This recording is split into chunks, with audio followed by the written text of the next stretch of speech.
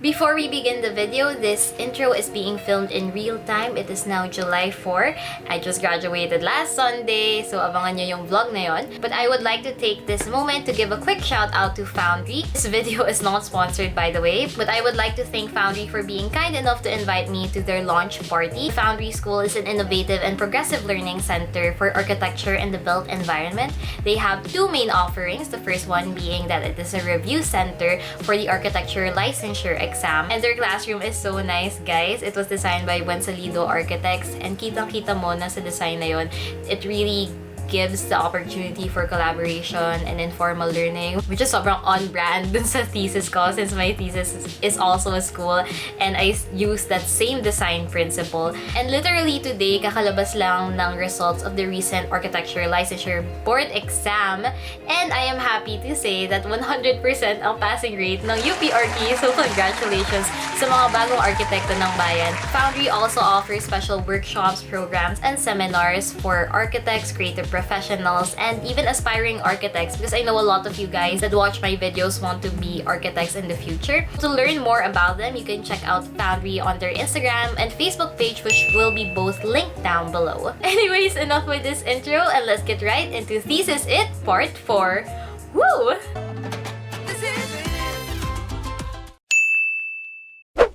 Hi everyone! Welcome back to my channel. Ito na, may submission na naman ulit. Today is March 17. Our next submission is on March 21, and yung submission na yun, as in mga past videos na ginagawa ko, parang i-revise lahat yun, tapos ipapasa ulit. Pero this time, may isa pang requirement, which is a sketch model. More like trash model for me. Ever since the last video, so nag-pass na ako nito. Ito yung pinas ko. Ang daming pages niya. This is like 36 pages. Ito yung mga MEPs, ganun. Tapos, parang nagbigay na ng feedback yung professor ko. Actually, nung una, nag-chat siya sa akin. As in, sunod parang ng mga comments niya, gano'n. Tapos ayoko tingnan nung una kasi as in, sunod-sunod, so natatakot ako. Tapos parang halos maiyak na ako. Tapos nung tinignan ko, parang hindi naman ganun kalala yung comments. So, we good. Pero ito, binalik niya, and then meron ding mga comments dyan. Basta, ayan, yung mga red marks, ganun. Last week din, nagpa-consult ako with another professor. Hindi ko siya advisor, pero naging prof ko kasi siya 2 years ago, a year ago, ganun. And his specialty is acoustic. Since yung design ko is a high school for the arts na maraming dance studios, music rooms, ganun, may theater. So yun, nagpa-consult ako, and sobrang, I felt so validated after that consultation, kasi parang sabi naman niya, he doesn't see anything that needs major changes, ganun. Parang, oh yes, thank you Lord. And sobrang ganda na advice niya. Sabi niya, don't take thesis too seriously, kasi alam mo yun, thesis lang yun. So, since I have like around 4 days left before the submission, gumawa na ako ng schedule. March, whatever, tapos napagbaliktad ko pa tong dalawa. Duling na ako nung ginagawa ko to. So anyway, so my agenda for today is to fix my 3D model and to actually add colors to it. And then tomorrow, Monday, ayusin ko yung mga mechanical, electrical, ganun, pati yung structurals. And then after that, gagawa akong sketch model na first time yung makikita paano ko gumawa. And then gagawa din ako ng PowerPoint. That's the tea for this submission. Ayan, inayos ko na yung mga ibang bagay na kailangan kong tapusin para sa model. And ito na siya ngayon. Hindi siya sobrang nag-iba from last time kasi feel ko ito na talaga yung form ko, pero mag-iiba pa ako ng colors. So, ayan siya. Tapos, nilagyan ko na rin siya ng mga details, ganun. Like, yung mga, ayan, kita nyo yung doors and windows. Tapos, maayos na ang mga louvers, ganun. So, bintana yan. Silip tayo, nasa loob na tayo. Sa to, nilagyan ko pa ng Philippine flag for flag ceremonies.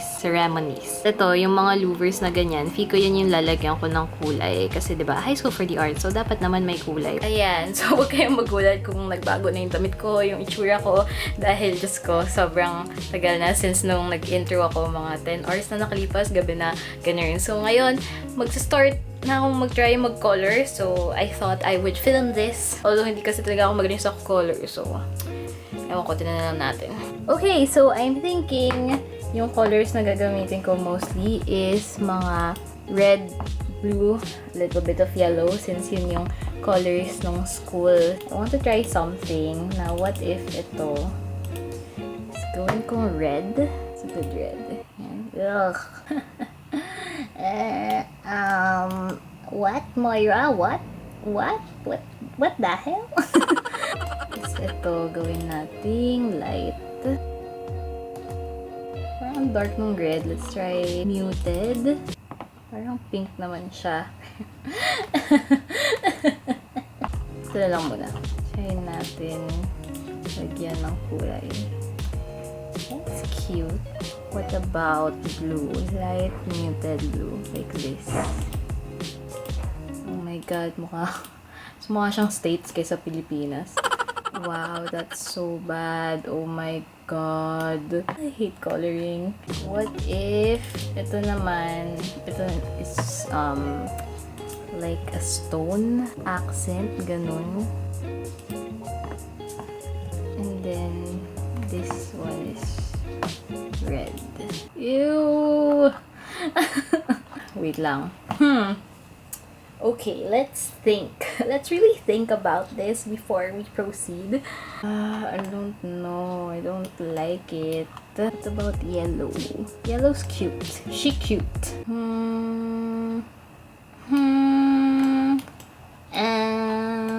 So, kasing gawin at this part, parang gagawin kong graffiti wall, tas yung colors niya, complementary sa dito. It makes sense in my head, pero siguro hindi ko pa siya magawa dito. Siguro problema din kasi itong malaking to.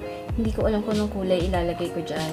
Grabe, akala ko madali lang magdagdag ng kulay. Pero hindi, ang hirap niya. Hindi ako makadecide kasi it's either magdagdag ako ng kulay, pero kung Philippine colors, parang ayoko naman siyang masyadong literal na Philippine. So, red, yellow, blue, everything. Pero, kailangan niya ng colors. Kung gumamit ako ng ibang color, what's a red, yellow, blue? Parang bakit? Red, yellow, blue din naman yung color ng schools.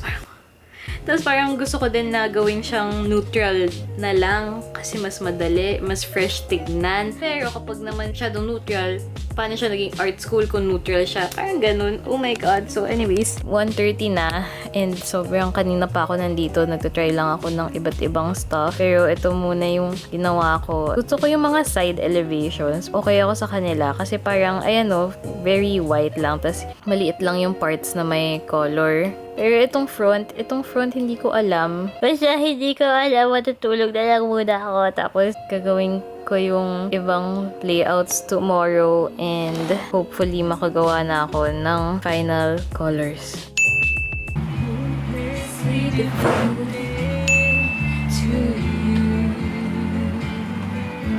But now there's nowhere to hide since you push my love aside. Fashion curse, if he wears a kilt or bears a purse, this guy is gay and European.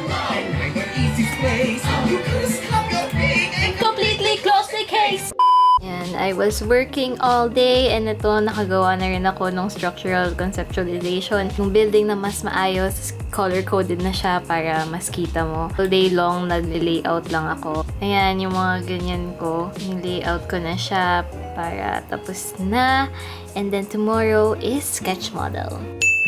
It's model making time. So, natapos ko na yung mga sheets ko. May mga kulang pa ako kasi hindi ko pa tapos yung magpumili ng color scheme. So, hindi pa na layout yung mga elevations, ganun. Mabilis na lang yun. Sana kung makapili na ako ng kulay. Pero anyways, tonight actually, gagawa na ako ng sketch model. Kapag sinabi sketch model, ibig sabihin, lang siya. Hindi siya like legit na parang lifelike ganun. Usually, a solid color lang. Tapos makita yung form ng building. And medyo mabilisan lang din naman to kasi 2 days na lang, no? Anyway, so I have all my items, like my cutting mat. Bumili ako ng glue, yung uhu. And then, dapat may metal ruler ako kasi nawawala. So, may mga lumang ruler ko na lang. Ito yung gagamitin ko, Bristol board for my model. Dapat cardboard nga gagamitin ko kaso wala na akong cardboard. Kasi sayang, mayroon na akong base dati. Ito yung ginamit ko from last sem. Kaso wala na akong cardboard eh, hindi na ako nakabili. So, sa foam board na lang since meron pa naman ako. Print ko na yung plans para i-outline ko na lang. So, first things first, trace on the Bristol board and then we're gonna cut and then square wrap around ko na lang yung wall. Hindi ko pa sure. Okay, so tara.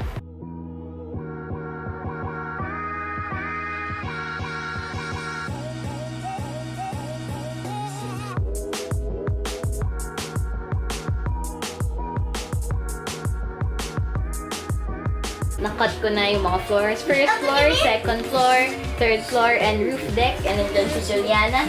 Look at her new glasses daw. Kita mo nga. Tapos ngayon, lalagyan ko na ng walls. Kaya ko siya ma-stand. So baka maglagay ako something sa gitna nila para may gap na. Ginagamit ko na lang is ito, nag-cut up ako ng cardboard. Tapos tape sila. Tapos yun yung pang-patong ko para ayan o. Umaangat na siya. Grabe no, sobrang liit lang ng sketch model na to. Worth it ba to? Anyways, natulungan ako ni Juliana. Huwag mo scissors. Dito mo hawakan. Dito, ganyan. Pakita mo, pinupunit mo. Ito. Punit mo yan. What? Malaki ito eh. Okay na. Ano? Ano to? Lagay mo dyan sa isang side. Bayan! Practice ka pa. Pakita mo nga. Ay, sabihin mo. Ano ba yan? Sabi mo, mag-i-vlog natin. Ayan na yung itsura niya ngayon. Inisip ko lalagyan pa pang walls. Siguro lalagyan ko para mas malinis. So, ganyan yung itsura niya. So, talagang masing lang talaga siya ng building and everything. Smile. Ito mini-ipin ko eh! Nag-start na ako maglagay ng walls. Yung gagawin ko, maglalagay lang ako ng mga walls. Uy, andito ako! Oo, sa mga walang masyadong malalaking window. Paano kung ginawa yung wall? So, una mineasure ko yung height nito since nag-iiba siya. Trinis ko siya, tapos naglagay ako ng extra part para pwede ko siya itupi. So, nilagyan ko siya ng crease dito para tumupi siyang ganyan ng mas madali. Ang gagawin ko ng wall is itong part sa likod pag ganyan. So, first, i-measure muna natin siya. This is around 26. And then this part is 7. So, 26 and 7. So, I'm just gonna take my scale and trace it. Take the cutter, cut it. Then, i-crease ko lang tong part kung saan siya mag-fold, yung corner, bale. Ayan. Tapos, ayan na siya, diba? So, i-fold ko. Ayan. Fold to. Fold ito. Ayan. Fold ito. Fold ito. So, ganyan na yung tsura niya, diba? So, kapag dinuko na siya, masking tape ko na lang muna dito. Yan. Pag ganyan. Tada! After 3 hours, natapos ko din. Nilagyan ko lang ng mga walls, ganyan. So, wala namang masyadong anything na kakaibib. Naka-masking tape lang muna lahat kasi if ever may gusto kong baguhin, ganun, bukas ko na lang siya i-glue talaga. Ang weird nga kasi akala ko itong sketch model yung parang stressful part. Pero actually, ang saya niya. Siguro kasi kasama ko si Juliana. Alam mo yun, ang refreshing from kakatitig lang sa laptop. Siguro tatapusin ko din yung iba pang kailangan ko tapusin sa laptop. And then, para bukas, renders PowerPoint na lang. Konti na lang! So, gabi na. Mga mag-11 na. Oh my God, akala ko 10 pa lang. Anyway, whole day, actually, ginawa ko lang yung mga sheets. Hindi ko na video kasi sobrang boring lang nun. Paulit-ulit na lang yung mga ginagawa ko. Pero yun, natapos ko na. Ito. Ilagay ko kung ano yung mga kailangan gawin. So, natapos ko na tong mga technical stuff. And then, yung sketch model, ayan na siya. Iayusin ko na lang, tapos ilalagay sa base. And then, yung aanhin ko na lang is itong architectural, which is ito. Kailangan ko na siya lagyan talaga ng color. Ayoko ng red na yan. Thinking more of neutral na lang ako. Sobrang onting color lang. Kailangan ko na lang gumawa ng PowerPoint presentation for tomorrow and I can be done. Oh my gosh, sobrang lapit na. Pwede ng... Woo! Okay. I think I have decided na kung anong mangyayari dito. So, ginawa ko lang siyang simple. Nag-stick pa rin ako sa medyo neutral tones kasi gusto ko ganun. Tapos, unting pops of color lang. Halos same lang siya. Tapos, sa harap, dito ko na lang linagyan ng kulay. So, parang banda dito is like a freedom wall or something. Parang dyan yung pwede maglagay ng art. Tapos dito din sa side elevation, sa wall na to. Ang liliit lang naman ng window. So, naisip ko pwede din yung maging graffiti wall. Sa likod, wala naman masyadong mangyayari kasi hindi rin naman siya kita. So, hindi ko na masyadong inano yan. And eto ding part na to, hindi rin naman to kita. So, sobrang plain lang. Pero dapat gawin ko tong white na lang para hindi sayang sa pera. Tapos, yung iba pang ginawa ko, like, kunwari, eto sa loob. Kita nyo na naglagay ako ng mga murals dito. Ayan, isa pang view ng lobby. Tapos nagigay ako ng kulay sa loob. And yun, so mag-render na ako. Ayan guys, tignan nyo. 2:30 na, 3 o'clock. Ang daming nangyayari. On this side, I have my laptop. Tapos, ilalayout ko na yung elevations and sections.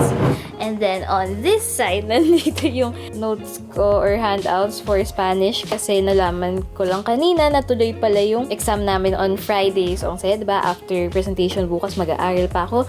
Tapos, on this side, nilagay ko na sa base itong scale model. Yung cardboard na lang ginamit ko kasi mas pop out yung model dahil may contrast yung color. Kulang ko na lang is perspectives. Nakagawa na ako ng 2, tapos biniri ko, tapos sobrang tagal. Yung iba, i-photoshop ko na lang, hindi ko na i-biray. Wala pa akong presentation, pero inisip ko kung gawin ko na ba ngayon bago ako matulog, or matulog muna ako, tapos tsaka ko siya gagawin. So, ewan ko, tignan natin, abangan na lang natin mamaya.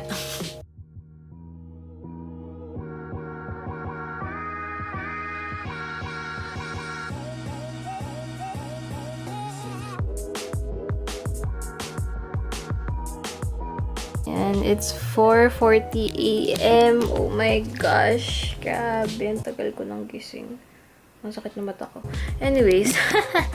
Okay, so tinapos ko na yung report. Ginawa ko, kinuha ko lang yung PowerPoint ko from first sem. Tapos pinalitan ko yung mga floor plans or whatever. Yehey! Tapos siniklian ko lang. Kasi 7 minutes lang yung presentation. So, hindi ko lang kung ano masasabi ko sa 7 minutes. Halos uulitin ko lang yung mga sinabi ko nung first sem. Siguro gigising ako mga 9 or 10. Baka mga 10 na ako magising. Tapos pagkagising ko na lang isipin kung paano ko gagawin yung report. So, anyways, I think I'm going to end the vlog here. Bitin ba na hindi nyo naabutan yung presentation? Pero siguro sa next video, bigyan ko kayong update kung kamusta yung presentation ko. And I'll try to take like a few pictures or whatever. Oh my god, sobrang haggard ko na. But if you like this video, please give it a thumbs up and don't forget to hit subscribe. Hindi ko na alam. Tulog na ako.